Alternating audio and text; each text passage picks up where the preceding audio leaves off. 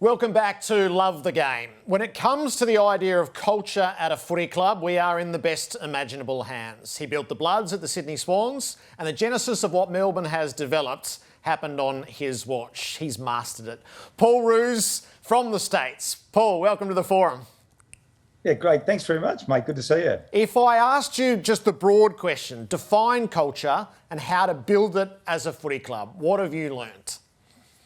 Look, the main things is, first I want to say, every club business has a culture. Every footy club's going to have a culture, and it's driven by the centres of influence, all right? Who are your centres of influence? And typically, it's your senior players, it's your coach. Okay, what is culture then? It's the actions of those people, all right? So I want to be really clear. Your centres of influence, who are they? What are their actions and what are their behaviours? All right, because what will happen, everyone wants to act their way in. The new players coming in will look at the senior players, will look at the centres of influence, and they'll determine what they're doing. If they're going to the pub on the Friday night, guess where they're going to turn up? The pub on a Friday night. Yep.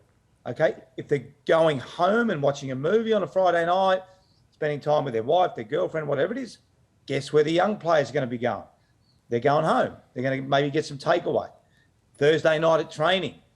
If the senior players, the first thing that they see, crack open a can of beer, we've just had selection, read out match committee, blah, blah, blah, blah, blah. What do you think the young players are going to do? They're going to look around, they're going to look at each other, and they're going to go, the centre of influence, and even the coach does this. This is what we are going to do. All right, so I want to be really clear on that. Who are the centres of influence, and what are their actions, and what are their behaviours? And that will clearly define your culture. How powerful is it, Paul, when you identify it, move it, and then get it notionally right? It's unbelievable. It really is. I mean, it's so strong. If you look at the Sydney Swans as an example, you know, the team that's been able to sustain that under John Longmire. But it gets back to, again, who are the people that are driving it? And it's the learned skill. So if you get it right, as I said before, the young people will come in and do the right thing. So then when they become the leaders, it's self-fulfilling. It fuels itself. Then those young players come in under the leaders that learnt from the good behaviour, and it just keeps on going, all right? But it can turn really quickly either way. I want to make that clear as well. If you get a few ratbags in that have got, you know, a big personality and can drive it, they can erode your culture really quickly. If you get a couple of really good senior players that come into your organisation, to your footy club, they can change it really quickly. All right? So identify your centres of influence, make sure they're really, really good people.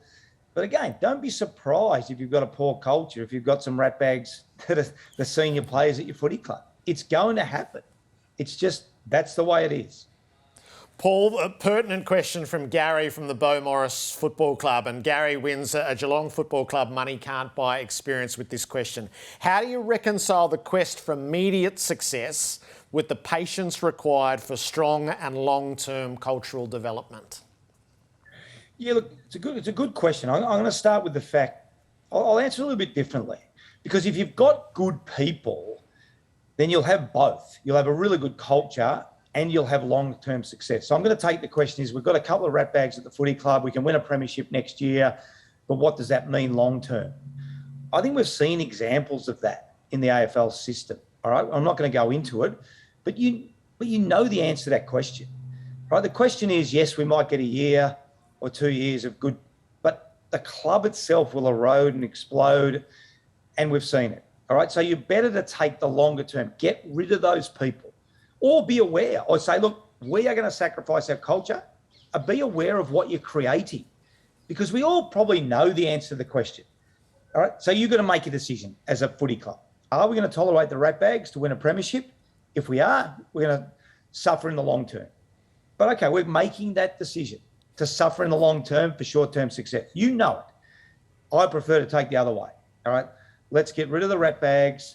Let's sacrifice a little bit of short-term success. Let's get some really good, high-quality people in where there's enough of them around. Let's get them into the system. We'll drop down a little bit next year, but I guarantee what will happen over the course of time, we'll win more than we lose. Roosy, it's great to tap your knowledge. Thanks for being involved today. Yeah, great to see you. Thanks for having me. So, Paul Roos, the two ideas, culture and developing young players. Now, at the intersection of that is Guy McKenna, who was the inaugural coach of the Gold Coast Suns. Bluey, welcome. Hi, Jared. So, from scratch, you get the youngest batch of players ever gathered together in the AFL system, and you have to build a culture. When you think back on those two realities, what do you lean on? What did you learn? What did you do well? Yeah, well, I have a simple saying around culture and building that is thoughts become words, words become actions, and we just heard Roosie talk about that, and good actions, of course. Actions become habits, and habits become culture. And that's what you're trying to do. So obviously instilling the good ones, not so much the bad ones. So with a young group, you've got to be very clear. And again, I can have my thoughts, but it's the thoughts of everyone. How do we want to go about this? How do we want to look? How do we want to look on the field?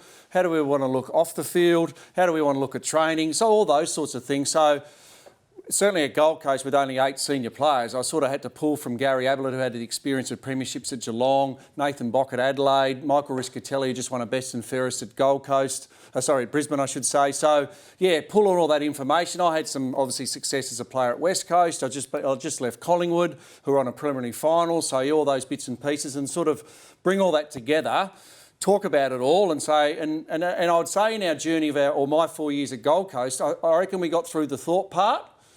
We started to do the doing part, yep.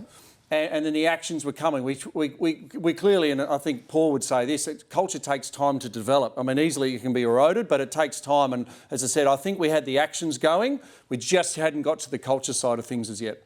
Did you feel that, or you got to 10 and 12 and the Suns haven't been able to get to that moment? Did you feel the impatience creep in? So there's the idea of starting from scratch and building, but at some point there's we want results now.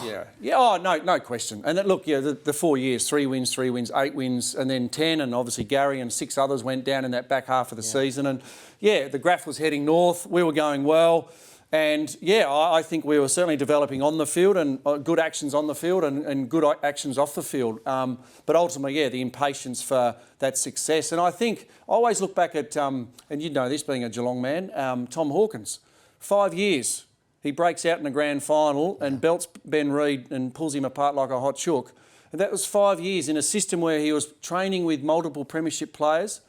In his first season, he sat behind Podsiadly and Mooney.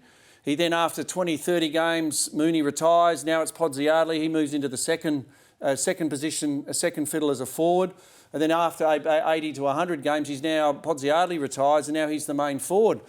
And you look in one of the best nurseries going around to develop young kids. There's Tom Hawkins after 5 years. And I think, like culture and developing players, it takes time. But unfortunately, boards and senior coaches, as I found out, they get a bit impatient at times, and they'll move you before, I think, time. And I think with Stuart Dew right now, hopefully, I think he's into his 4th year, maybe his 5th. Hopefully they can just stick with him another 12 months. And I reckon those kids that not only have they played 80 games themselves or to 100 games, but they've actually spent some time together to develop that great culture on the field and off. You've got such a wealth of experience. As a player, you're a Hall of Famer, the elite coaching, grassroots footy and the cricket experience. When you come across young coaches and they ask you for a pearl of wisdom, what do you like to share with them? I'd just like to ask the kid before you start venting, because you've seen something. So coaches just naturally want to intervene because they got this great IP, which is fantastic. But I say, just shut your eyes. So you're talking to a 10-year-old or you're talking to a 12-year-old. You remember how many books or life experiences you've had? You've had about that much.